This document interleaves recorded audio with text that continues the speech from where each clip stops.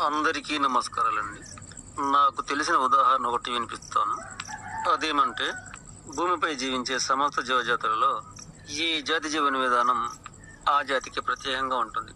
ఉదాహరణకు ఆవుల విషయానికి వస్తే అవి తెల్లగా ఉంటాయి, వాటి జీవన విధానం వాటికి ఉంటుంది. అలాగే బర్రెల విషయానికి వస్తే అవి నల్లగా ఉంటాయి, వాటి జీవన విధానం కూడాను వాటికి సంబంధించి ఉంటాయి. ఆవులు బురదలో పడుకోవు, బర్రెలు బురదలో పడుకుంటాయి. అలాగే మేకల విషయం కూడా వేరే, అవి చెట్ల మండలు తింటాయి. గొర్రెల విషయం అవి వేరే, అవి గడ్డి తిని పెరుగుతాయి. మేకలు దేని సాయ వెళ్తాయి, గొర్రెలు ఒకటి ముందు పోతుంటే అన్నీ కూడా కళ్ళు మూసుకొని దాని వెంటే వెళ్తాయి.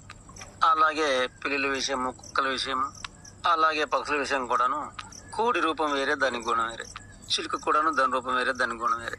పీచుక, కాకి, ఇలాగే ఏ రూప జీవజాతి ఆ విధానంలోనే జీవనం సాగుతుంటుంది. ఇలా 84 లక్షల జీవజాతులు ఏ జాతి జీవన విధానం ఆ జాతికి వేరుగా ఉంటుంది.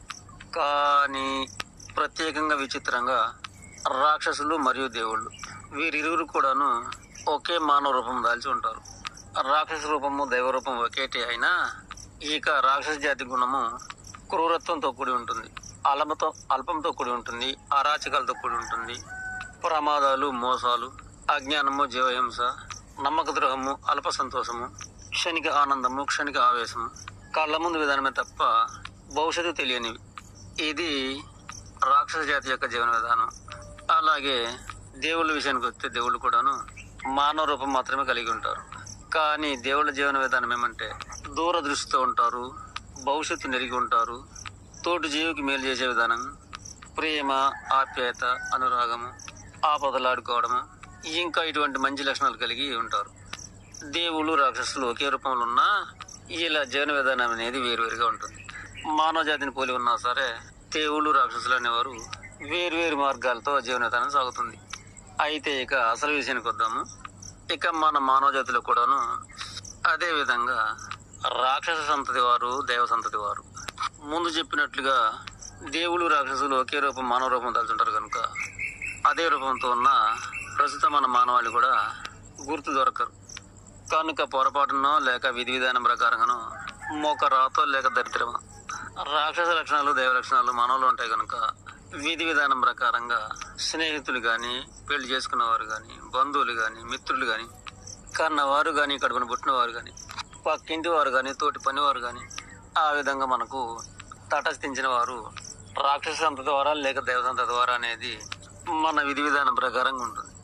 ఆ విధంగా బంధాలు, బంధుత్వాలు, మిత్రత్వాలు దైవ లక్షణం గలవారు దొరుకుతారో లేక రాక్షస లక్షణం గలవారు దొరుకుతారో తెలియదు. కానీ దాని యొక్క ప్రతిఫల ప్రభావాలు అనేది అనుభవిస్తున్నప్పుడు మాత్రమే ఇక విధి విధానం ప్రకారంగా భరించక తప్పదు. అదే రాక్షసులు లాంటి వారైతే ప్రాణం ఉండే ఉన్నవారిని పీక్కొని తింటూ ఉంటారు. అయినా జీవన పోరాటం తప్పదు, తప్పించుకోవడం కానీ తప్పుకోవడం కానీ వీలు పడదు. ఆ విధంగా నిజమానుడు అంట విధి విధానం ప్రకారంగా ఈ 3 రూపాలు ఒకే విధంగా ఉంటాయి కనుక మానవుని వెంట రాక్షసులు పడతారో దేవుళ్ళు పడతారో కాలక్రమేణా జీవన పయనంలో మాత్రమే ఆ యొక్క విధి కర్మను అనుభవించాలి. ఇది ఈ విధమైనది విచిత్ర బంధం. 84 లక్షల జీవజాతులు వేరువేరుగా ఉన్నా ఇక దేవుళ్ళు రాక్షసులు మానవులు ఒకే రూపంలో ఉంటారు కనుక ఎవరికైనా తప్పదు, తప్పించుకోవడం కుదరదు. ఇటువంటి అనుభవాలు చాలా మందికి ఉండొచ్చు. ఇక ఉంటాను.